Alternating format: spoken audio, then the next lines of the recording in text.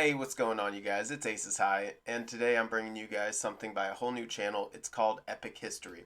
They're on YouTube. You guys can go down in the description, and I'll post the link to the original video. But I'm really excited about this one. This is actually going to be on the whole Suez crisis. I know the basics of it and everything, but I'd love to dive more into it. I love history, love things like that. And I've actually been recommended to this channel because I heard that they're awesome. I did get permission. Um, yeah, this one's a long one, so I'm actually going to split it up into parts 1 and 2. But before we get started, if you guys like the video, give me a like. If you have any questions or any suggestions on future videos, leave me a comment down below. And if you're new to the channel, it really does help me out. Hit that red sub button, stick around and see more videos. Alright, you guys, let's get started. In 1956, a dispute over the Suez Canal in Egypt led to international crisis and war. Two fading colonial powers, Britain and France, expected an easy victory over Egypt, but were forced into a humiliating withdrawal as the world's new superpowers flexed their muscles. It was a stark sign that the age of European imperialism was over, and that a new international order had taken its place.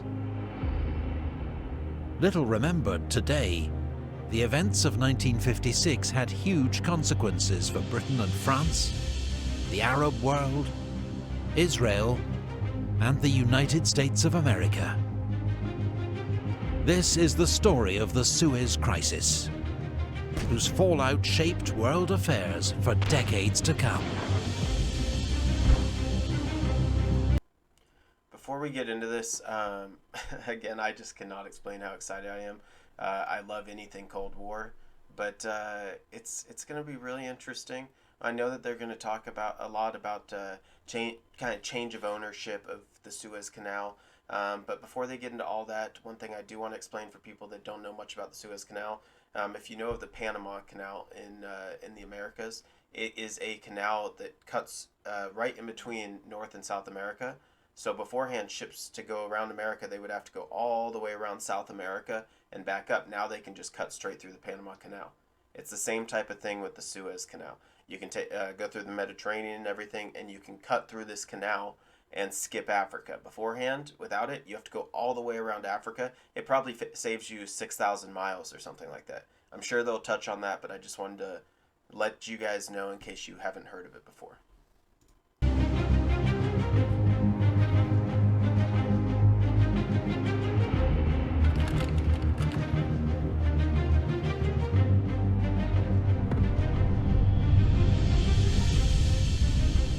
In 1869, world navigation was transformed by the opening of the Suez Canal.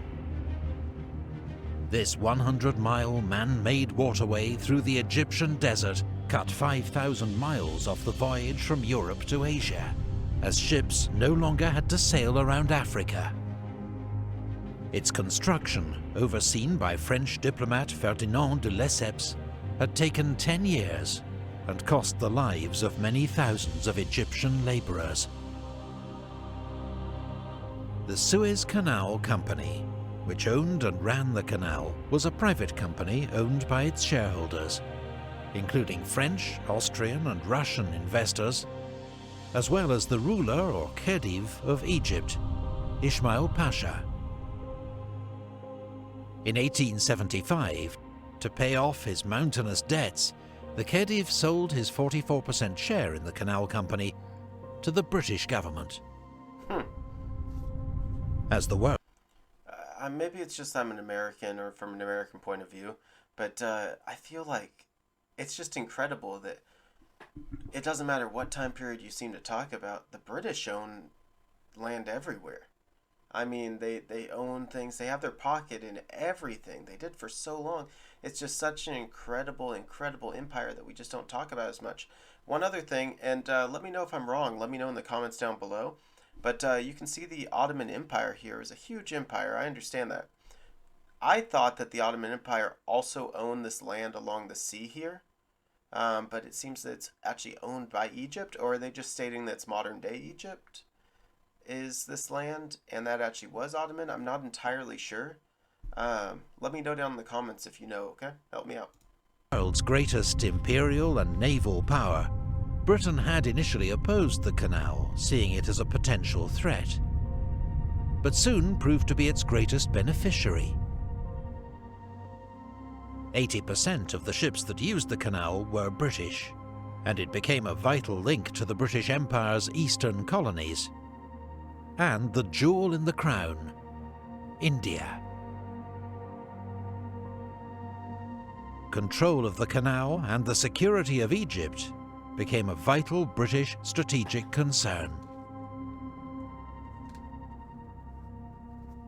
In 1882, when Egyptian anger at European interference in their country exploded into a nationalist revolt, led by Colonel Ahmad Urabi, the British sent a military force to intervene. The Egyptian army was swept aside, and Egypt effectively became a British protectorate for the next 60 years. British control of the Suez Canal was a major strategic advantage in both world wars. I mean, that was one of the reasons that that Hitler pushed for Africa so much is, I mean, if you control, one of many reasons, but if you control the Suez Canal, you force your enemies to either go by land or to go all the way around Africa. And that's huge. Just like they said earlier, it's a 5,000 mile difference. So it's definitely very, very important.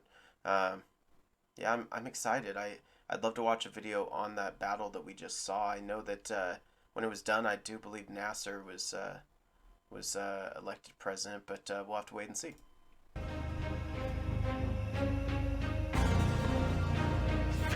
But in the wake of victory in World War II, the British Empire was in retreat.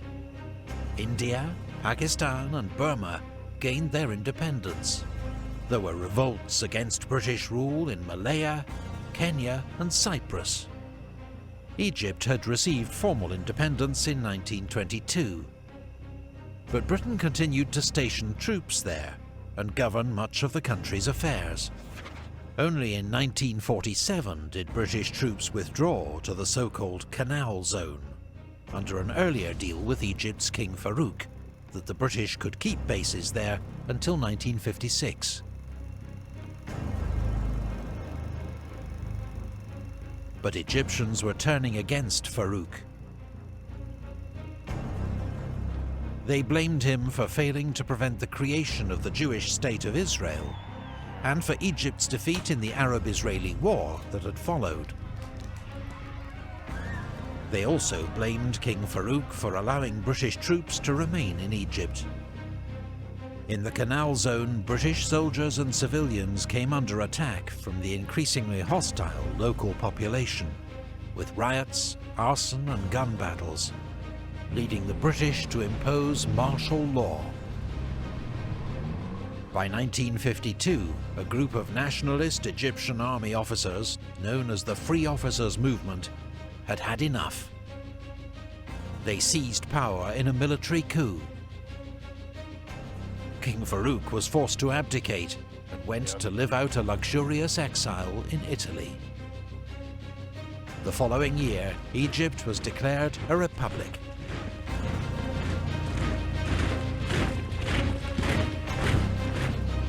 Colonel Gamal Abdel Nasser emerged as the new leader and president of Egypt.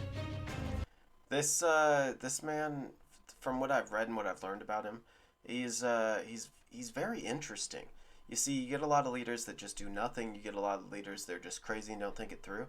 I think a lot of what he did was, in his opinion, what's best for his country, and a lot of it, I really do believe that it was really thought out. But let me know what you guys think down in the comments. If you feel differently, let me know. A committed and charismatic Arab nationalist, determined to free Egypt from foreign influence.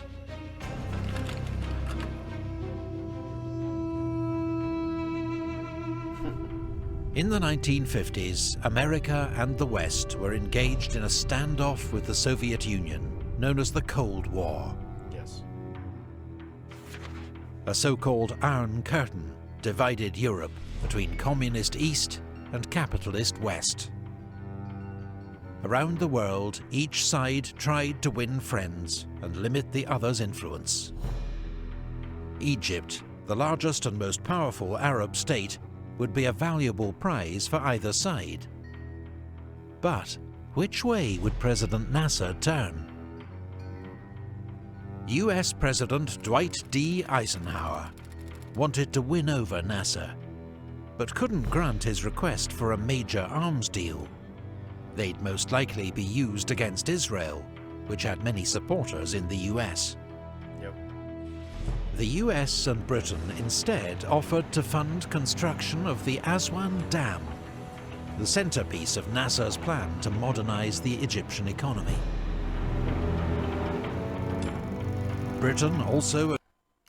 Eisenhower, he was actually a pretty damn good president, in my opinion. We have him to thank for our highway system, our interstate system, the modern interstate system in America.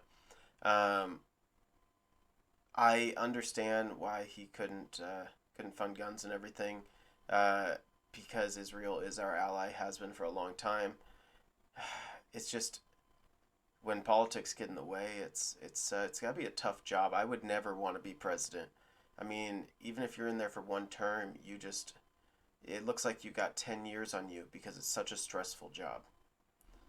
It's incredible. Agreed to remove its troops from the Suez Canal zone by June 1956. Okay.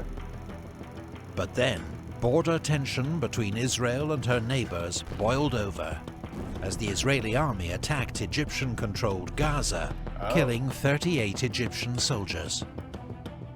The Gaza raid made Nasser determined to rapidly strengthen and modernize Egypt's army.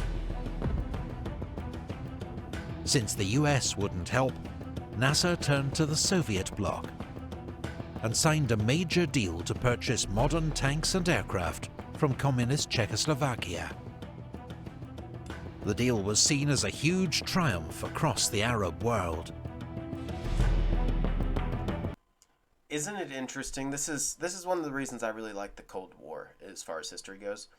It was a time in modern history where there are two superpowers, and it seems like nearly every country in the world, there are a few that kind of stayed neutral, but nearly every country in the world seemed to have a side that they liked better. And Nasser knew this. He knew that they were both incredibly powerful and that they could both do whatever he wanted to get done. And more importantly, that they both wanted Egypt, so they didn't want Egypt to fall into the other hand. So he came to America and he made his demands. He came to the U.S. and when we couldn't do it, he said, "Okay, I'm just going to go to the other guy." He knew, in a sense, he kind of had the power at the time, and it's an interesting way to use it.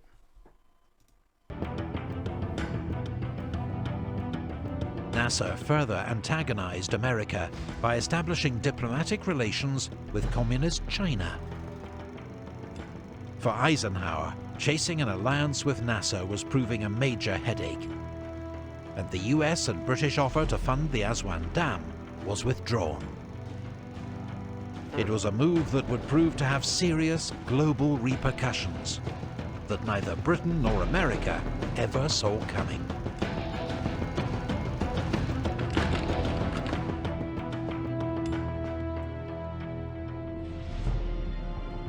On the 26th of July, 1956, Nasser stunned the world by announcing that with immediate effect, Egypt would nationalize the Suez Canal Company. "We dug the canal with our lives, our skulls, our bones, our blood," he declared. "The money is ours, and the Suez Canal belongs to us. We shall build the Aswan Dam our own way." That sounds like a speech that if it was in America, people would be cheering just as loud. I mean, think about it. If you're an American president and you've been wronged by another country as far as you see it, and you have something such as the canal that you have put American lives down to build, to form, and it's on your land, you rightfully own it. Americans would love it if the president got up there and had that same speech. If he basically said, "This is our land. We built this. We died to build this, and we will figure out how to do something else. We don't need other people to help us out with this." I think people would eat it up. So I mean, from their point of view, I get it completely. It's their land. They died to make it. Can't blame them. If Britain and America would not fund the dam, Nasser intended to fund it himself with profits from the Suez Canal Company. His speech received an ecstatic response from the people of Egypt. Nasser's move was entirely legal. The company's shareholders would be bought out at fair prices. Yet his decision would trigger an international crisis, war, and a new era in the balance of world power. In Britain, Prime Minister Sir Anthony Eden responded with fury to what he saw as a major attack on British national interests. 15,000 ships a year came through the Suez Canal, and from the Middle East they brought a vital resource that the British economy Oil. couldn't survive without.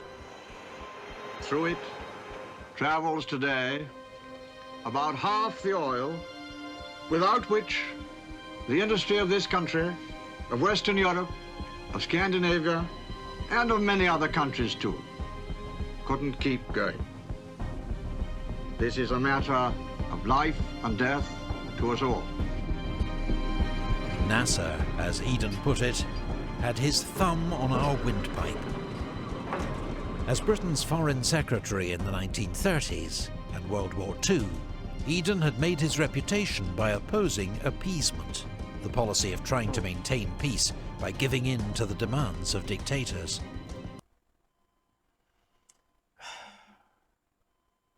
You're never going to get anywhere if you don't negotiate. I understand the term "we don't negotiate with terrorists," but I mean, the British are getting so mad at this point because they need their oil, they need all this stuff, and it's rightfully theirs. Is the vibe I got, but is it? I mean, I don't know. Let me know what you guys think down below. But now, with poor health and frayed nerves clouding his judgment, he convinced himself that Nasser was another Hitler or Mussolini, an Arab dictator that Britain had to face down. The Egyptian president, he decided, would have to go.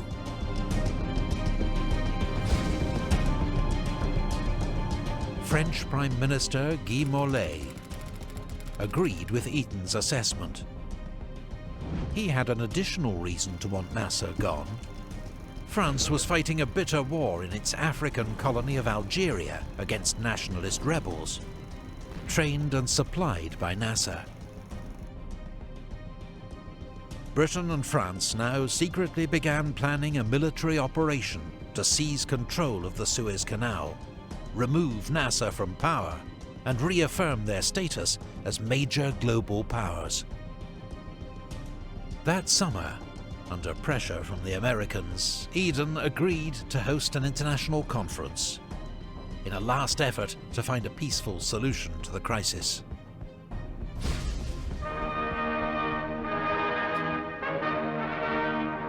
Lancaster House, London, naturally attracted quite a crowd on the opening day of the Suez Conference.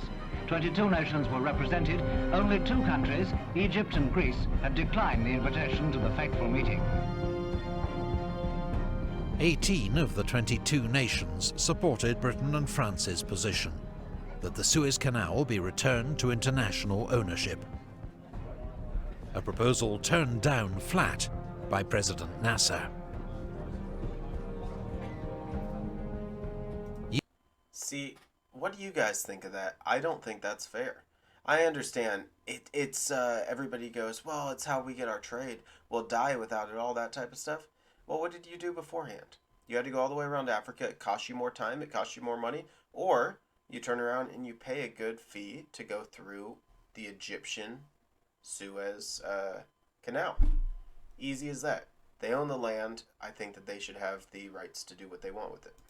US Secretary of State John Foster Dulles told the British that nevertheless, America would not support an attack on Egypt. Dulles strongly believed that military action against Nasser would push the entire Arab world into the arms of the Soviets. Besides, President Eisenhower was running for re-election and would not welcome the distraction. It was a warning that Eden fatefully ignored. Britain and France had already chosen the path to war.